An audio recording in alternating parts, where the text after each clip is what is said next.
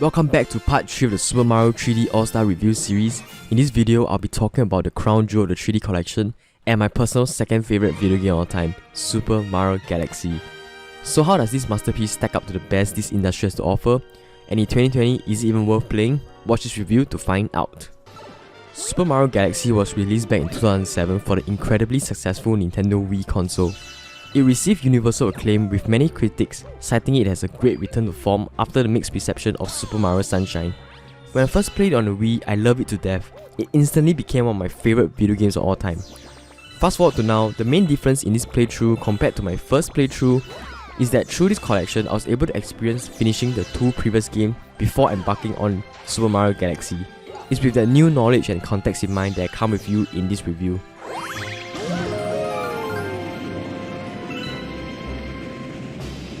Coming from Super Mario 64 and Sunshine, the movement options in Galaxy seems way more restrictive. I mean, you still get your triple jumps, your somersault, long jump and whatnot, but it doesn't really feel like you're supposed to link them together to form like a platforming combo, which was a core part of my enjoyment in Super Mario 64 and Sunshine. However, I got used to that pretty fast, as in design, Super Mario Galaxy is a far more linear game than the exploration platforming design featured in 64 and Sunshine, where exploration was key in those games. Giving players more transversal options makes sense.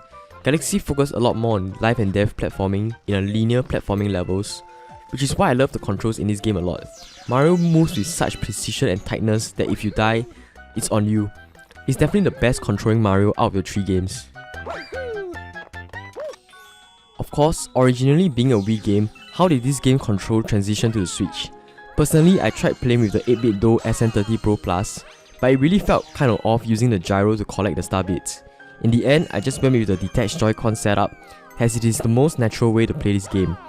When this was announced, I was a little bit worried that the motion control levels will suffer, as there's not really a pointer in the hardware of the Switch, which may not be able to replicate the one-to-one feel of pointing the Wii Remote at the screen.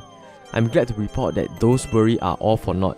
As you can see in the gameplay, the Joy-Cons work really well in the motion control sections.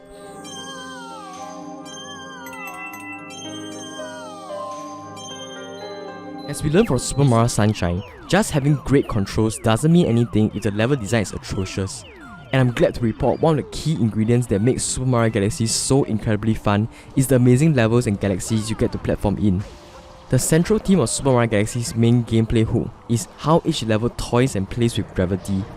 Running and jumping in Galaxy never gets old because of the gravity mechanic. Seeing how each galaxy takes the idea and spin it is so ridiculously fun. It is also helped by the variety showcased in Super Mario Galaxy. Different galaxies come and introduce different mechanics and obstacles to the player. I was constantly floored by the creativity present in the level design. It is truly a marvel to platform in from start to finish. As mentioned earlier, Super Mario Galaxy differs from 64 and Sunshine in design, as it mainly features very linear levels that generally have a singular route to the end. Personally, I prefer this setup more. I love when my 3D platforming game is like an intricate obstacle course, which requires nailing deadly and challenging jumps all the way to the finishing line. Puzzle solving and collectathon nature of the more open Mario games always feel kind of weird to me. To be fair, I still love Mario Odyssey and 64 to death, so both styles of Mario games are great in my opinion. But my preference is definitely leaning towards the linear platforming games, as there's very little downtime and the pacing is expertly designed to not cause boredom. There has also been quite a bit of quality of life improvements. Circling back to the portion about pacing, there is finally a checkpoint system in the game, so if you die while deep in the level, you are never going to be mercilessly sent back to the hub world, where you have to spend extra seconds reselecting and redoing the whole level again. This is such a good improvement over the two previous 3D Mario games. As a result of the overall linear level design decision, the camera feature in Galaxy is great. The game doesn't give you much control over the camera, which may look bad on paper. However, in practice, it felt so good to not have to wrestle with the camera, which was a constant struggle of playing Mario 64 and Sunshine. The automated camera is definitely not perfect. There are certainly times where I wish I had more control over the camera so I can see something off the distance. But when you need the camera to frame the intense gravity platforming sequence well, you can always count on it.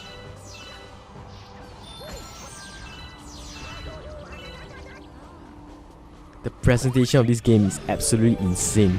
Firstly, as you can see, the graphics are just straight up pretty to look at. From the environment, the simple models, all the way to the UI, it all still looks really gorgeous. I remember playing Super Mario Galaxy on the Wii and I was already impressed with its use of colours, specular and particles effect, but this re-release really breathed new life into this world. And this is just a simple increase in resolution from 480p to 1080p. It's absolutely insane to think that a 2007 game can look this good in 2020. I mean, compare it to its other Wii contemporaries, a console that was already underpowered compared to its competitors. This really goes to show how good art style is timeless.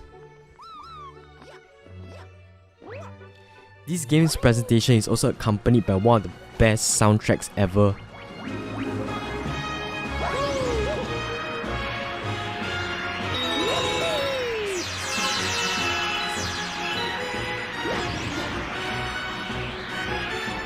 Super Mario Galaxy is the first mainline Mario game to incorporate an orchestral soundtrack, combined with some really good synthesizers, and the results are just downright mesmerizing. Even from the first few minutes of the game, you already know your ears are going to be delighted. The entire soundtrack just screams quality. The entire presentation really delivers the whole space setting really well. A good example will be Space Junk Road.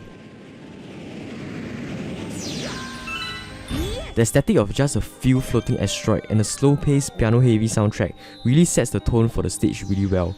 I can literally feel the emptiness and vastness of space itself. That is something I find myself appreciating a little bit more in this playthrough compared to my first playthrough this game.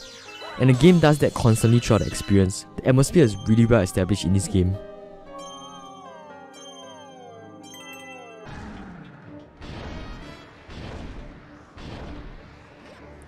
At the end of the day, all of these components make Super Mario Galaxy an incredibly polished, well-designed, well-executed game. There was so much care and thought put into every part of this game. It's plain to see how Super Mario Galaxy and another game are the best games of its generation. Of course, the other game I'm talking about is Super Mario Galaxy 2. Nintendo saw so much potential in this 3D platformer in space that they made a direct sequel to Super Mario Galaxy that would greatly expand the greatness of what is laid down in Galaxy 1. Which brings me to the age-old debate of which is better, Super Mario Galaxy or Super Mario Galaxy 2. Just so we are clear, I haven't played Super Mario Galaxy 2 in almost 7 years, but after playing Super Mario Galaxy, I have a deep suspicion that Galaxy 2 will come out on top in this age-old debate. But that's neither here nor there. Galaxy's legacy isn't tarnished by its sequel. In fact, it goes to show how much fun the Galaxy games are. And I wish Nintendo would pursue this premise again and give us a Super Mario Galaxy 3. Since this is a review, I'm obligated to share some of the negatives of this game, so here are some of my nitpicks. Firstly, this game's hub world, the Comet Observatory, isn't as good as Mario 64 Peach Castle. It's kind of boring to be honest, but it's still way better than Delfino Plaza, especially considering the god tier music in this hub world. But once again, Peach Castle is such a good hub world, I don't know whether Nintendo can ever outdo it. Even weeks after playing Mario 64, I can still remember the layout, the rooms and the secrets. In fact, it left such an impression on me, I feel like I have an idea for an upcoming YouTube video. Anyway, back to the nitpicks. Secondly, some of the UIs are really troublesome. Like, it was cool to point at the TV back in 2007 with the Wiimote, but I wish Nintendo would update the UI so that we can also use buttons to select the options, rather than just exclusively using gyro. This is especially a problem in handheld mode, as all the UI selection is basically rendered to the touch input, which can definitely be annoying. Thirdly, circling back to the UI problem, Super Mario Galaxy likes to bury the player with a lot of options and menus and animation that kind of waste time. Like, just selecting a level after finishing one takes a good bit of time to get into the gameplay, which in a long play session definitely adds up. In the grand scheme of things, taking everything into consideration, these nitpicks are pretty inconsequential to the player experience. Just before I end this review with an arbitrary score, I just want to say that this is my second favourite video game of all time and my personal favourite mainline Mario game ever. What makes Mario games so special is that they only focus on a singular facet of the player's experience, which ultimately boils down to fun. There is no desire for them to string you through a well-paced narrative adventure with many turmoils and suspense, or include emotional, charged scenes that may elicit tears or anger, or any hidden political meta-commentaries. At the end of the day, they just focus on keeping the game fun.